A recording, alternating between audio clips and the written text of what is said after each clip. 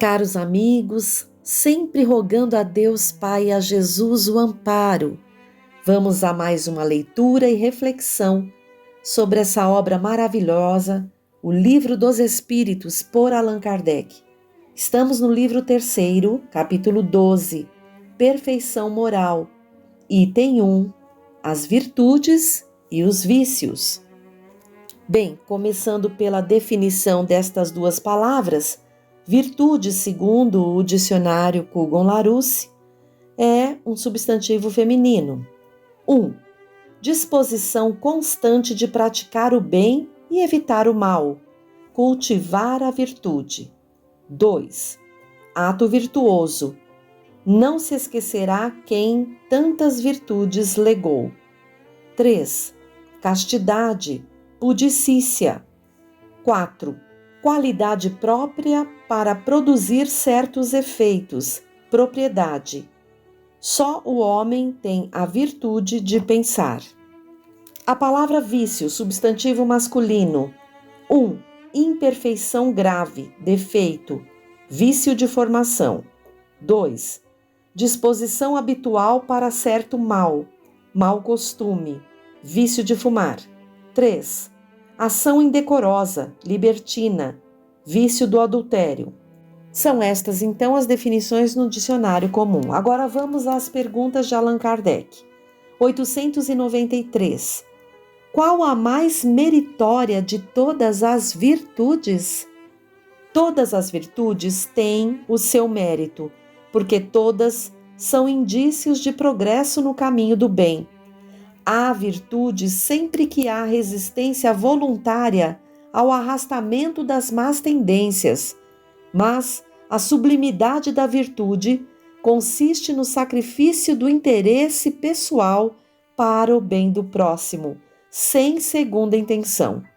A mais meritória é aquela que se baseia na caridade mais desinteressada. Há um trechinho do Evangelho segundo o Espiritismo, no capítulo 17, no item 8, que colabora ainda mais para compreendermos o que é virtude. Abre aspas, conjunto de todas as qualidades essenciais que constituem o homem de bem. Ser bom, caridoso, trabalhador, sóbrio, modesto. Mais à frente, aquele que faz alarde de sua virtude não é virtuoso, pois lhe falta a principal qualidade, a modéstia, e sobra-lhe o vício mais oposto, o orgulho.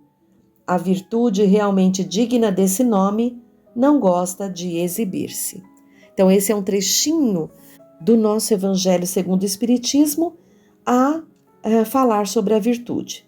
Vamos lá, 894, Kardec pergunta: há pessoas que fazem o bem por um impulso espontâneo, sem que tenham de lutar com nenhum sentimento contrário. Têm elas o mesmo mérito daquelas que têm de lutar contra a sua própria natureza e conseguem superá-la? Os que não têm de lutar é porque já realizaram o progresso, lutaram anteriormente e venceram.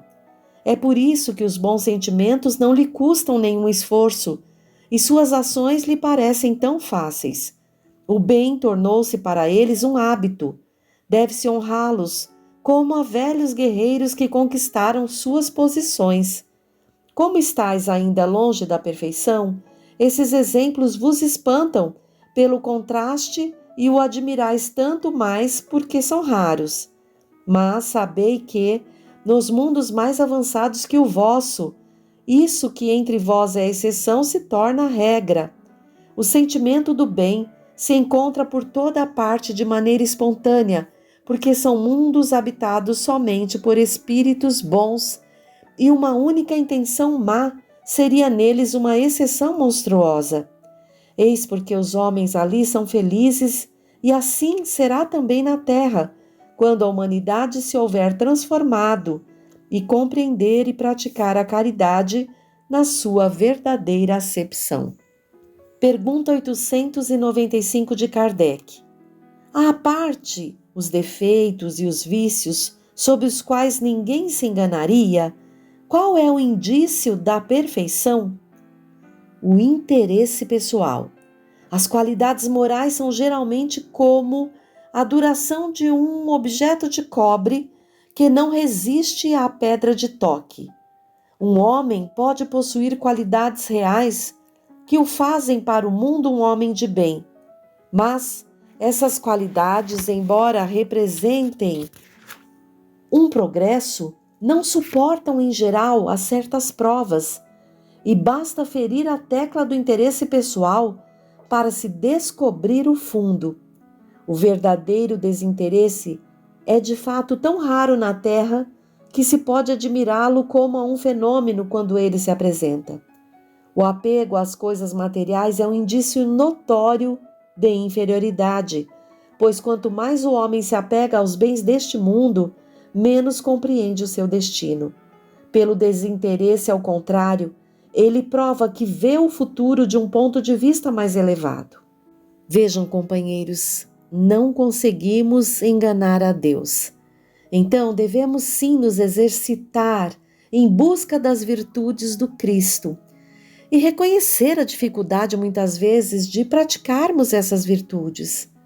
Mas há essa situação, muitas vezes, em que, se formos colocados ali em xeque, descobriremos que ainda temos muitas dificuldades e não podemos nos iludir quanto a essa questão de acharmos que já temos virtudes. Vamos lutando com o auxílio da espiritualidade superior que haveremos sim de conseguir. 896. Há pessoas desinteressadas, mas sem discernimento, que prodigalizam os seus haveres sem proveito real, por não saberem empregá-lo de maneira razoável. Terão por isso algum mérito?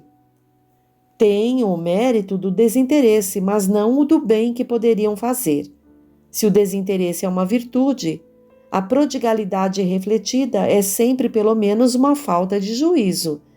A fortuna não é dada a alguns para ser lançada ao vento, como não o é a outros para ser encerrada num cofre. É um depósito de que terão de prestar contas, porque terão de responder por todo o bem que poderiam ter feito e não o fizeram, por todas as lágrimas que poderiam ter enxugado, com o dinheiro dado aos que, na verdade, não estavam necessitados. 897.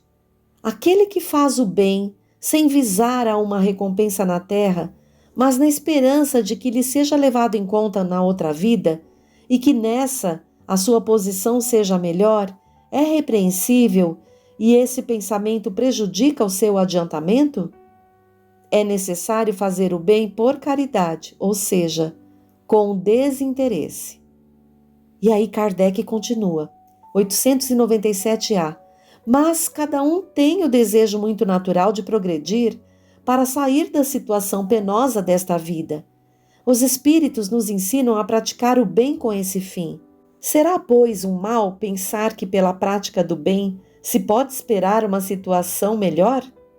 Não, por certo, mas aquele que faz o bem sem segunda intenção, pelo prazer único de ser agradável a Deus e ao seu próximo sofredor, já se encontra num grau de adiantamento que lhe permitirá chegar mais rapidamente à felicidade do que o seu irmão que, mais positivo, faz o bem por cálculo e não pelo impulso natural do coração. Perguntas bem legais de Kardec, né? Que a gente acaba pensando nisso mesmo. 897b.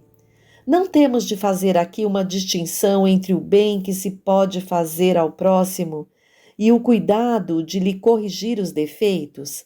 Concebemos que fazer o bem com o pensamento de que nos seja levado em conta na outra vida é pouco meritório, mas emendar-se, vencer as paixões, corrigir o caráter, visando se aproximar dos bons espíritos e se elevar, será igualmente um sinal de inferioridade?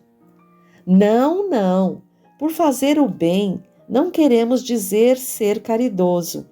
Aquele que calcula o que lhe pode render cada uma de suas boas ações na outra vida ou na vida terrena, procede de maneira egoísta. Mas não há nenhum egoísmo em se melhorar com vistas a se aproximar de Deus, pois esse é o objetivo de todos. 898. Desde que a vida corpórea é apenas uma efêmera passagem por este mundo e que o nosso futuro deve ser a nossa principal preocupação, é útil esforçar-se por adquirir conhecimentos científicos que se referem somente às coisas e necessidades materiais? Sem dúvida. Primeiro, isso vos torna capazes de aliviar os vossos irmãos. Depois, vosso espírito se elevará mais depressa se houver progredido intelectualmente. No intervalo das encarnações, aprendereis em 1 hora aquilo que na Terra demandaria anos. Nenhum conhecimento é inútil. Todos contribuem mais ou menos para o adiantamento, porque o espírito perfeito deve saber tudo, e devendo o progresso realizar-se em todos os sentidos, todas as ideias adquiridas ajudam o desenvolvimento do espírito. Ah, nossa, isso é muito legal, hein, gente? Então vale a pena a gente se esforçar por adquirir todos os conhecimentos morais e intelectuais e até científicos. Mas uma coisa bem legal que a espiritualidade responde aqui é que no intervalo das encarnações podemos, em 1 hora, aprender aquilo que na Terra demandaria anos, hein? Olha só. Então precisamos correr para nosso aprimoramento e poder, quando estivermos também na erraticidade, aproveitar o tempo, né? Porque nós temos ficado muitas vezes nesses intervalos reencarnatórios, mas de que forma, né? Será que a gente tem aproveitado bem esse tempo e buscado esses conhecimentos tão necessários à nossa evolução? Então, tudo isso vai fazendo a gente ficar mais esperto, né? 899. De 2 homens ricos, um nasceu na opulência e jamais conheceu a necessidade. O outro deve a sua fortuna ao seu próprio trabalho. E todos os dois a empregam exclusivamente em sua satisfação pessoal. Qual deles o mais culpado? O que conheceu o sofrimento. Ele sabe o que é sofrer, conhece a dor que não alivia, mas, como geralmente acontece, nem se lembra mais dela. Pergunta 900 de Allan Kardec. Aquele que acumula sem cessar e sem beneficiar a ninguém, terá uma desculpa válida ao dizer que ajunta para deixar aos herdeiros? É um compromisso de má consciência.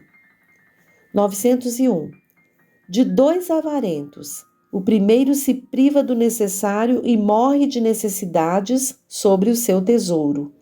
O segundo é avaro só para os demais e pródigo para consigo mesmo, enquanto recua diante do mais ligeiro sacrifício para prestar um serviço ou fazer uma coisa útil. Nada lhe parece muito para satisfazer aos seus gostos e às suas paixões. Peçam-lhe um favor e estará sempre de má vontade. Ocorra-lhe, porém, uma fantasia e estará sempre pronto a satisfazê-la. Qual deles é o mais culpável e qual terá o pior lugar no mundo dos espíritos? Aquele que goza. É mais egoísta do que o avarento. O outro já recebeu uma parte de sua punição. Vejam as situações interessantes que Kardec aponta para que a espiritualidade superior nos esclareça. Vamos lá. 902. É repreensível cobiçar a riqueza com o desejo de praticar o bem? O sentimento é louvável, sem dúvida, quando puro. Mas esse desejo é sempre bastante desinteressado? Não trará oculta uma segunda intenção pessoal? A primeira pessoa a quem se deseja fazer o bem não será muitas vezes a nossa? Amigos, vejam só, Deus nos conhece intimamente, não é? Pergunta 903. Há culpa em estudar os defeitos alheios? Se é com o fito de os criticar e divulgar, há muita culpa, porque isso é faltar com a caridade. Se é com intenção de proveito pessoal, evitando-se aqueles defeitos, pode ser útil. Mas não se deve esquecer que a indulgência para com os defeitos alheios é uma das virtudes compreendidas na caridade. Antes de censurar as imperfeições dos outros, vede se não podem fazer o mesmo a vosso respeito. Tratai, pois, de possuir as qualidades contrárias aos defeitos que criticais nos outros. Esse é um meio de vos tornardes superior. Se os censurais por serem avarentos, sede generosos. Por serem duros, sede dóceis. Por agirem com mesquinhez, sede grandes em todas as vossas ações. Em uma palavra, fazei de maneira que não vos possam aplicar aquelas palavras de Jesus. Abre aspas. Vedes um argueiro no olho do vizinho e não vedes uma trave no vosso. Fecha aspas. Olha só, melhor a gente cuidar da nossa vida mesmo, da nossa reforma íntima mesmo, não é? 904. É culpado o que sonda os males da sociedade e os desvenda? Isso depende do sentimento que o leva a fazê-lo. Se o escritor só quer fazer escândalo, é um prazer pessoal que se proporciona apresentando quadros que são, em geral, antes um mal do que um bom exemplo. O espírito faz uma apreciação, mas pode ser punido por essa espécie de prazer que sente em revelar o mal. 904-A. Como julgar, nesse caso, a pureza das intenções e a sinceridade do escritor? Isso nem sempre é útil. Se ele escreve boas coisas, procura aproveitá-las.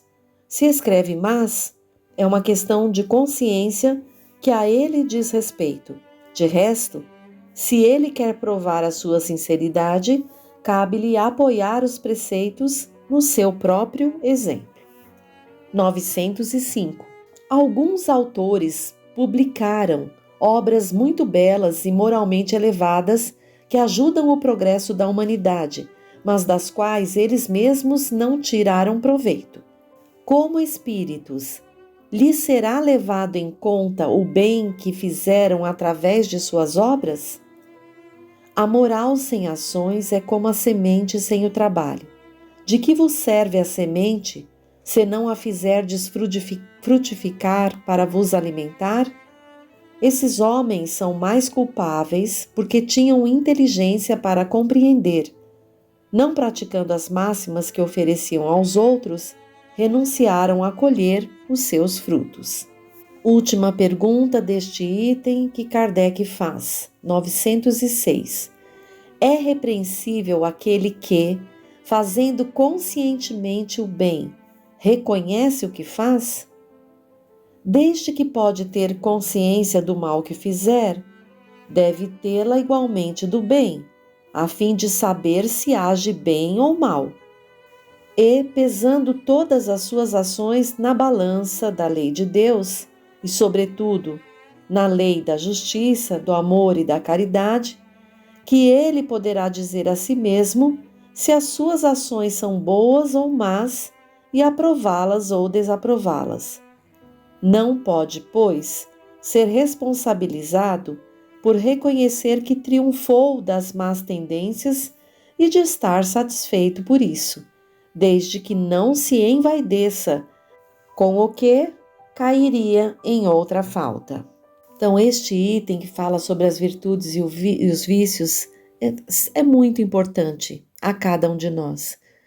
Que possamos olhar mesmo com sinceridade e cuidado, tendo amor conosco, buscando identificar ali onde já podemos as situações que não são legais.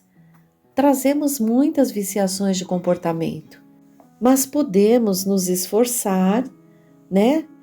Buscando ali aprender, relembrar as virtudes do Cristo, colocando em prática aos pouquinhos, sem o que nós não conseguiremos os passos no progresso, a caminho do progresso. André Luiz, num trechinho do livro Libertação, no capítulo 34, diz, abre aspas, qualidades morais e virtudes excelsas não são meras fórmulas verbalistas, são forças vivas. Sem a posse delas, é impraticável a ascensão do espírito humano. Fecha aspas. E podemos destacar um outro trechinho de André Luiz, do livro No Mundo Maior, no capítulo 4, um trechinho que diz, abre aspas, segundo verificamos, Jesus Cristo tinha sobradas razões, recomendando-nos o amor aos inimigos e a oração pelos que nos perseguem e caluniam. Não é isso mera virtude, senão princípio científico de libertação do ser, de progresso da alma, de amplitude espiritual. No pensamento residem as causas. Época virá em que o amor, a fraternidade e a compreensão, definindo estados do espírito, serão tão importantes para a mente encarnada quanto o pão, a água, o remédio. É questão de tempo. Fecha aspas. Então, queridos irmãos, fiquemos por aqui com esse tesouro para podermos refletir e com essa oportunidade única de vida que temos e que depende apenas de nós, em um segundo, nos elevar ou nos rebaixar pelo pensamento. Possamos evoluir no uso do livre-arbítrio e assim iremos contribuir para a nossa própria melhora no autoaprimoramento e também contribuirmos como cristãos nesse tempo importante de transição. Um abraço e até o próximo encontro.